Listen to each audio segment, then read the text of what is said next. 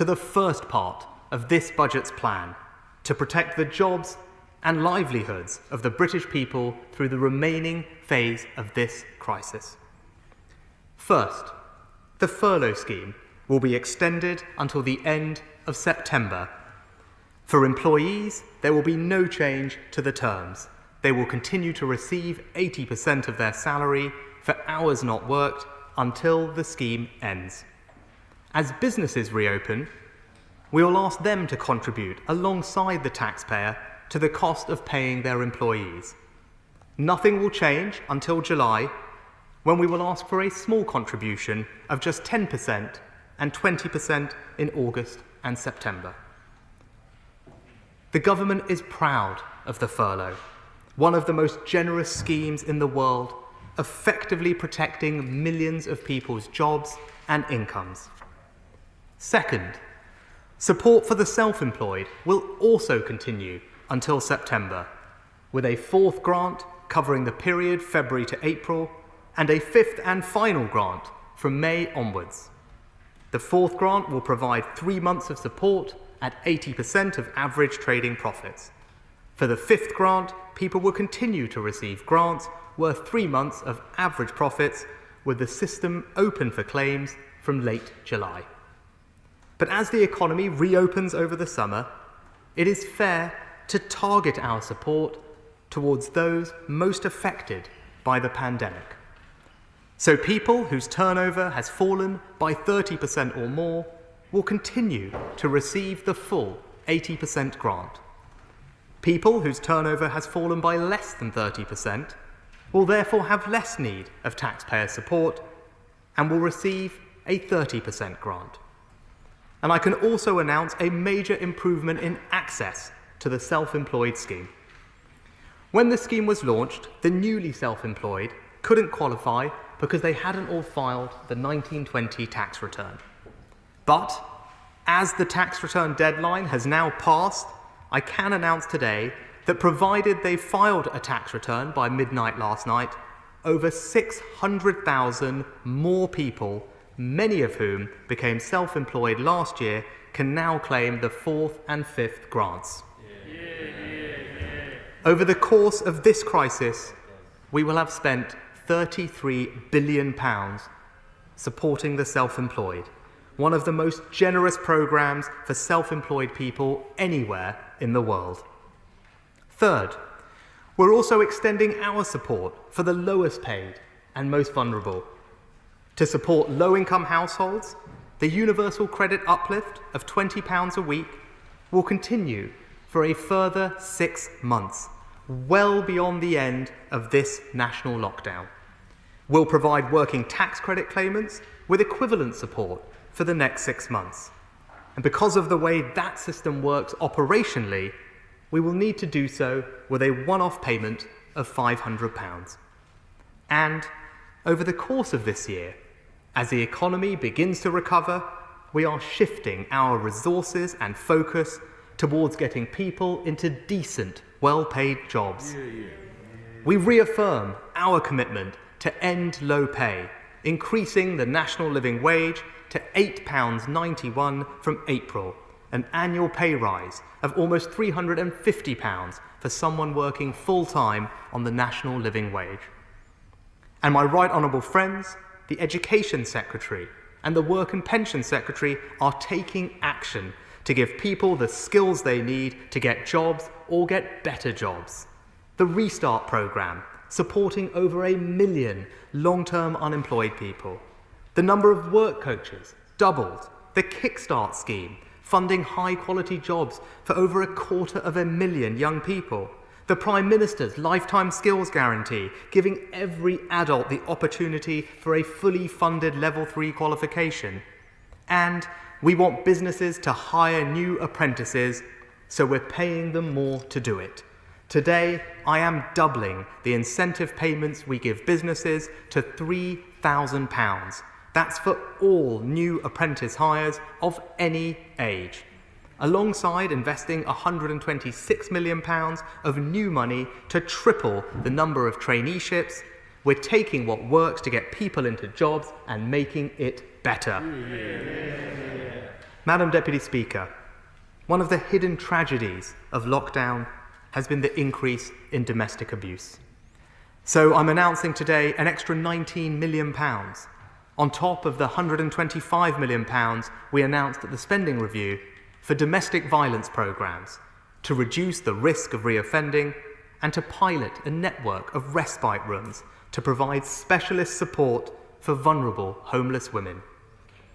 To recognise the sacrifices made by so many women and men in the armed forces community, I'm providing an additional £10 million to support veterans with mental health needs.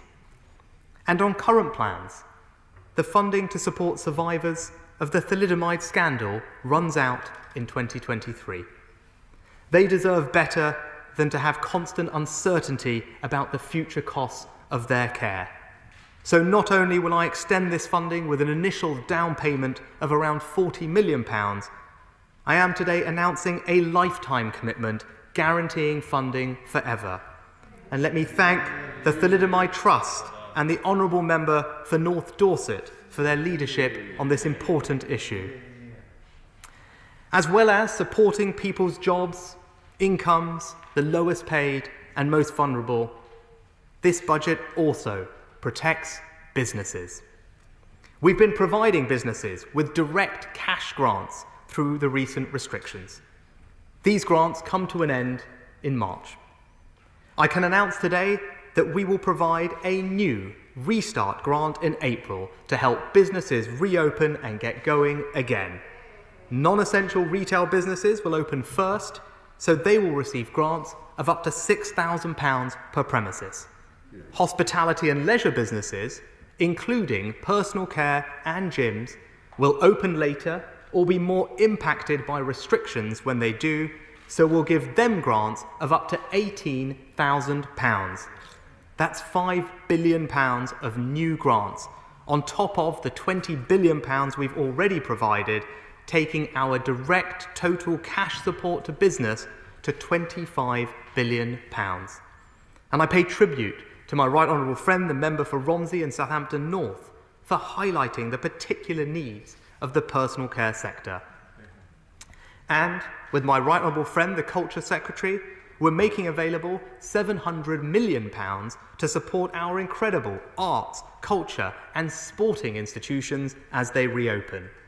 Backing the UK and Ireland's joint 2030 World Cup bid, launching a new approach to apprenticeships in the creative industries, and extending our £500 million film and TV production restart scheme. Even with the new restart grants, some businesses will also need loans to see them through. As the Bounce Back Loan and CBILS programmes come to an end, we're introducing a new recovery loan scheme to take their place. Businesses of any size can apply for loans from £25,000 up to £10 million through to the end of this year. And the government will provide a guarantee to lenders of 80%. Last year, we provided an unprecedented 100% business rates holiday in England for all eligible businesses in the retail, hospitality and leisure sectors, a tax cut worth £10 billion. This year, we'll continue with the 100% business rates holiday for the first 3 months of the year, in other words, through to the end of June. For the remaining 9 months of the year, business rates will still be discounted by 2/3, up to a value of £2 million for closed businesses, with a lower cap for those who have been able to stay open. A £6 billion tax cut for business. One of the hardest hit sectors has been hospitality and tourism. 150,000 businesses that employ over 2.4 million people need our support. To protect those jobs, I can confirm that the 5% reduced rate of VAT will be extended for 6 months to the 30th of September. And even then, we won't go straight back to the 20% rate. We'll have an interim rate of 12.5% for another 6 months, not returning to the standard rate until April of next year.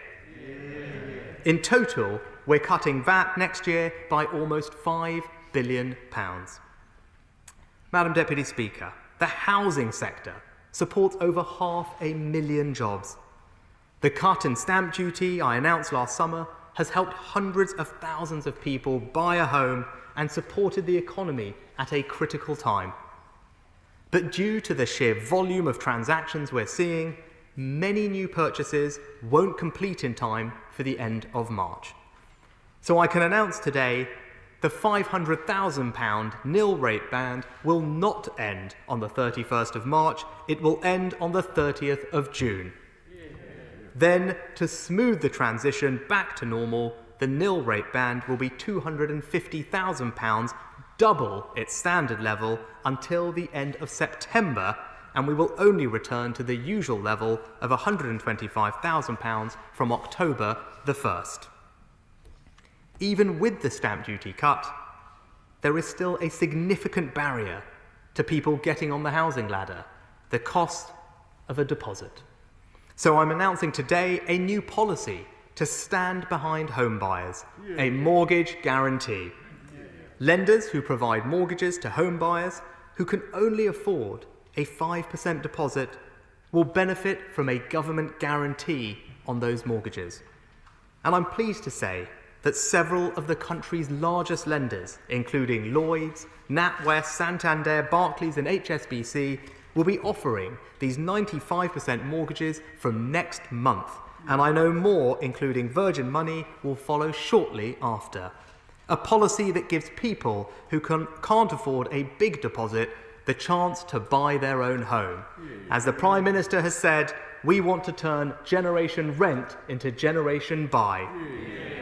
So, Madam Deputy Speaker, the furlough extended to September, self-employed grants extended to September, universal credit uplift extended to September, more money to tackle domestic violence, bigger incentives to hire apprentices, higher grants to struggling businesses, extra funds for culture, arts and sport, new loan schemes to finance businesses, Kickstart, Restart, a lifetime skills guarantee, business rates cut, VAT cut, stamp duty cut, and a new mortgage guarantee, the first part of a budget that protects the jobs and livelihoods of the British people.